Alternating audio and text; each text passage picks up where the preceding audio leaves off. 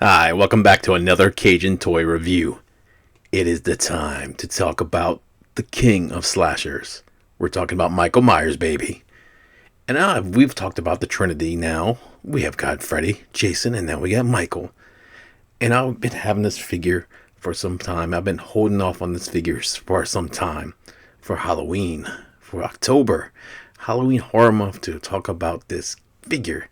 And it's been a teasing me sitting on my shelf for some time, and now here we are. So I am excited. You get a big old smile on my face. Oh, let's get into it and talk about this Neca Halloween Ultimate Michael Myers. So looking at the front of the box, ooh, got that Michael all shadowed out, looking awesome. Love that torn up mask, and includes light up flickering pumpkin. And we turn on the side. We got another shot of that Michael mask in the dark with the Halloween title and NECA, of course. On the back, we have several different shots of products on there. So we have Michael holding up the classic knife, Michael basically carving the human jack-o'-lantern, Michael stalking somebody, Michael in the darkness. Here's a jack-o'-lantern, Michael with a wrench, no hammer, and Michael in the red, Michael at Judas Myers' grave, Michael with the... It's a lot of Michael, and we're going to mess with some of these poses and see what we got in there. And a little bit of a read-up on the bottom. Halloween. It's been 40 years since Laurie Strode survived a vicious attack from crazed killer Michael Myers on Halloween night. She now faces a terrifying showdown when Michael returns to Haddonfield, Illinois. But this time, Laurie is ready for him. Includes knife, hammer, fire poker, tombstone, victim head, light up pumpkin, interchangeable head and hands. On top, not much going on there. On the bottom, of course, UPC and the people who made this. Now, this figure is pretty easy to find. Still, there is a simplified version of this packaging, but most like places you should better get this one. This is based off the 2018 sequel, kind of slang. It's not a reboot, but yeah, the sequel to the original 1978 one. And recently just had the sequel to that one called Halloween Kills. We'll be looking at that figure hopefully before this month ends. And then possibly another Michael Myers as well. But we're definitely going to have some of the greats done. And this is the greatest. So let's open it up and take a look. Oh, there's Michael standing on the house, the Myers house porch. Oh, look at that. Looks so freaking awesome. And inside we got a picture of our Michael in his boiler suit. We got the alternate head, hammer, knife, fire poker. Ooh, Michael all bloody is up. And a human jack-o'-lantern. And then our real jack-o'-lantern. And different hands with some battle damage. And of course up in the back. So not much else to say. So let's go ahead and release Michael Myers. And here we have our Michael Myers out of the box. And damn, this is a good figure, guys. I put it off for a little while, and I've been wanting a good Michael Myers figure for a long time. They were kind of in limbo. And this is, based off the 2018 film. But damn, I'm loving this figure. I'm so happy to have this guy in my collection. I can't wait to have him lined up with the others, next to Jason and Freddy and stuff. And oh man, this is it's a great figure. I loved horror growing up, and collecting these figures recently and talking about them, stuff that has just like ignited this passion for horror films in me, and stuff that's been kind of dormant for a while. So kind of thank you guys for that too, because I wouldn't have been doing it as much as consistent if we weren't growing as we were. So thank you guys. But yeah, this figure, man, the accessories that it comes with, the sculpt, the look, everything on it is just awesome. So I'm excited to talk about it, guys. Let's take a look at the accessories, and then we're going to take a look at Michael Myers. And looking at all the accessories that come with our Michael Myers, there is quite a bit with this Ultimate Deluxe figure. It should be expected, but man, I'm loving this. So let's see. Let's start with the Tombstone. So we have the Judith Myers gravestone. This is actually seen in the movie. You actually see Michael at the graveyard, but yeah, this is for his sister's grave. This is basically how the film all kind of starts, with him killing his sister. And this is done really well. There's some like sculpting right here, but it says our beloved daughter Judith Myers, born November 10th, 1947, and died on October 31st, 1963. And is when young Michael kills his sister dressed as the clown and obsesses over her. And basically, in the sequel, the original sequel, goes after his other sister, but that's been retconned and changed. But yeah, his sister's always kind of played a role in the lore and the backstory and stuff on there. And I think this is a cool addition, even though it's only in the film for maybe a minute. But it's a nice piece to have, and it's made very well. I do like the kind of worn that we have on there. Michael also does come with 3 sets of hands. So we have this kind of knife or gripping hand that is bloody. It's pretty well done. It's actually really well done. See all the fingernails on there and the line work. There's blood on there, but this is basically rounded off to kind of hold the hammer or whatnot in his hand, and that looks really, really good. Detail, that's amazing. Then we have this kind of open hand. This one is covered in blood. See blood on the fingers, kind of dripping down like it was closed, and the palm is extremely bloody. Oh, that blood on there, that looks sick, man. That looks really, really awesome. And of course we can see his nails and all that detail on there. Look at that. That is awesome, awesome, awesome. And then we have this, lastly on this hand, we have this kind of gripped hand. We can kind of see, and that one went down. 1 second.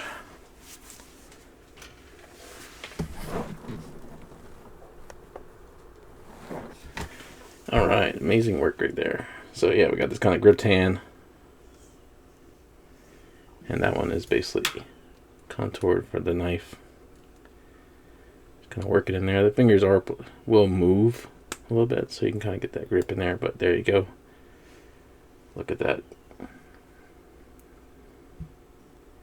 That looks fantastic. And this hand has a little bit of blood right here, but that's it. Of course, look at the fingernails. That's awesome stuff. So, and then on the other hand, we have this open hand. It is bloody on the knuckles. Got blood kind of splotted on the back as well. And this hand is kind of a reaching hand. Opened. Blood on the palm. Just stained in blood. And then we have this kind of open hand. It's another kind of reaching hand. This one also has blood on the knuckles, on the back of the hand. And that's really about it for the blood on there. And then lastly, we have this hand, which is covered in blood and missing 2 fingers. And this is near the end of the film where he's reaching for Lori, and Lori blows his fingers off with a shotgun and destroys her ears, apparently, because that was pretty damn crazy. But yeah, this is awesome. You can see it's the torn. This is just destroyed and just covered in gore. Yeah, that's freaking nuts. And then for weapons or accessories, he does come with this fire poker. This is really cool. This is very stained and worn. And it got a really cool look on it. It's very flimsy. But I watched this movie several times. I do not remember this being in the film. I remember the other items and the weapons and stuff like that. But so put in the comments if you remember where this is used in the film. I do not. And I went back and I kind of looked and I could not. I just maybe I blinked and I missed it. But I don't remember the fire poker being in the film. So educate me if you remember in the comments. Then we have the hammer. This hammer looks awesome. It is covered in blood, which it should be from the scene in the movie, but it's got a really, really, really cool detailed wood grain on there with all that. You can see all that in there, that wood grain. That looks sick. And of course, like I said, just covered in blood. And this is from one of the best scenes in the whole damn movie, probably. It's that long one shot where Michael Basically, it recreates some of the stuff on the first one where he goes to the house, kills a woman with a hammer making a sandwich, and then picks up the knife, and fortunately does not kill the baby, and then moves on and stabs a woman through her neck. And yeah, that's just all one crazy awesome shot, and it looks freaking nuts. Then we have this jack-o'-lantern pumpkin. This looks really cool. Do like the carving on it, got the heart eyes on it and stuff like that. Of course, pumpkins and the jack-o'-lanterns are always familiar from the Halloween films. They've been in pretty much the credits for all of them. The opening for 2 is one of my favorite openings in any films. Just freaking the music and everything is just sick, man. But this looks really cool, and it has an ability to light up and flicker. So we hit that, and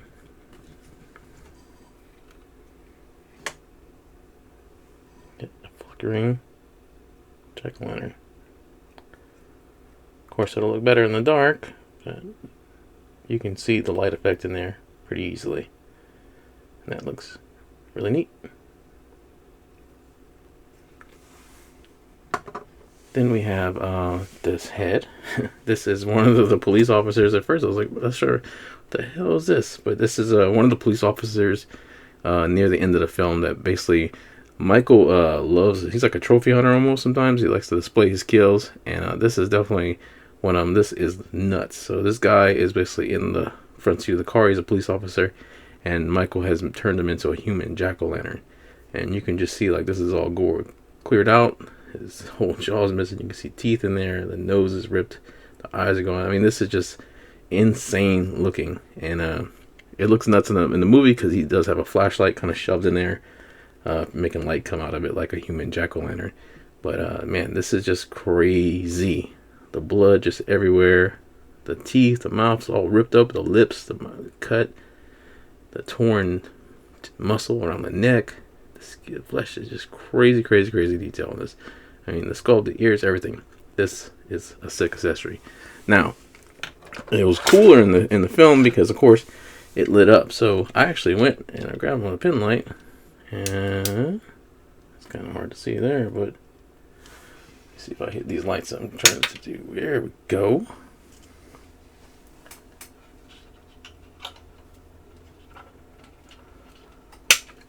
That might be a little bit better. And yeah, it's a little harder to create, but look at that. That looks that looks crazy. So yeah, that looks. And then I guess while I have the light like that, I'll bring you right back to this. You probably see that a little bit better this time. So yeah, you can see it flickering now, and of course it just on and off. So. What do you guys think about that? That's pretty crazy, right? And then heads, we have 2 different heads for Michael. So first head we have is this kind of standard shape mask, where this mask was sitting there, you know, in storage for decades, and it's all worn, it's all scratched up and stuff like that. It looks awesome. There's these heads kind of look similar when you look at them side by side. It's like, what's the difference? Well, one, the eye, you can see more of the eyes on this one for sure. This one is all blacked out. See, I can't see any eyes on that one at all. So this is the blackless, soulless eyes. But the hair is different too. So this one a little bit has more wild, kind of unkempt hair. Neither one of them are like neat, but definitely one is more wild than the other.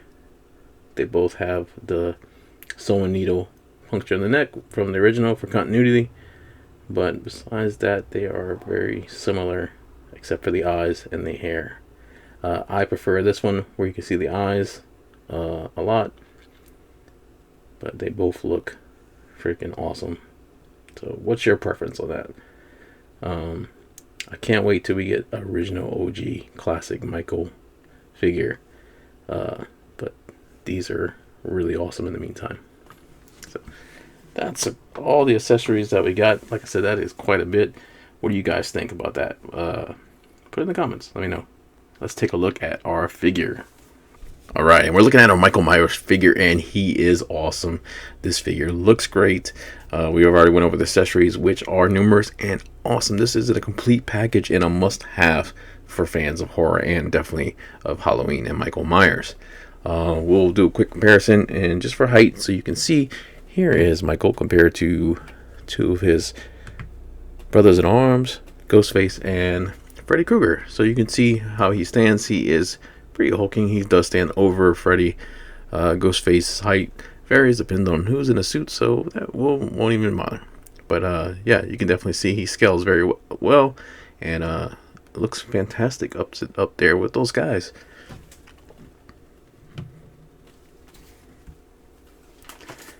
And just looking at the figure as a whole, we have kind of, like I said, the accessories on the hands, so we'll look at the rest of the paint on the figure itself, and then we'll look at his articulation.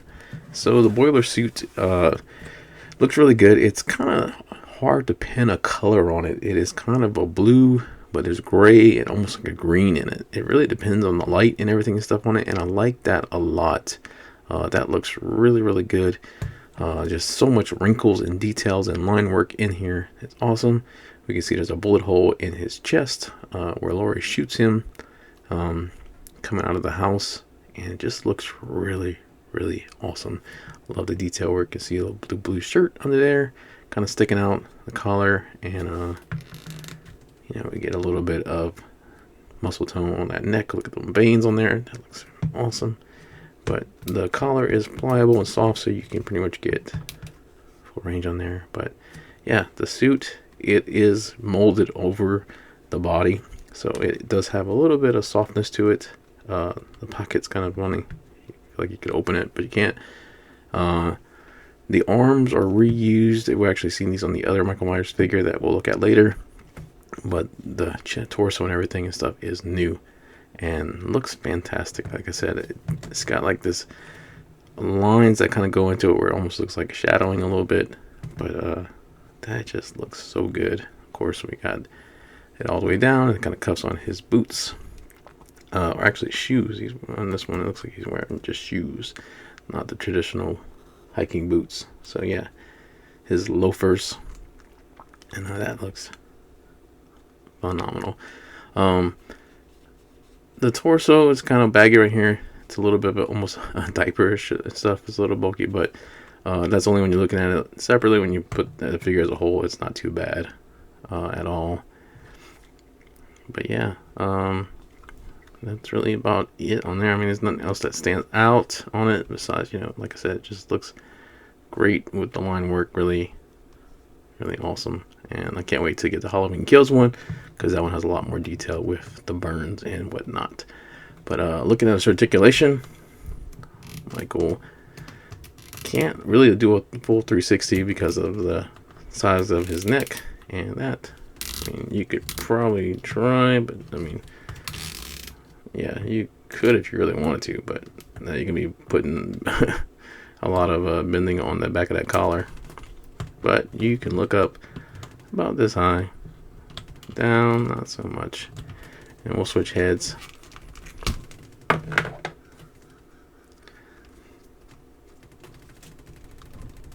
Come on, you know, neck ahead, you gotta break them in. All right, so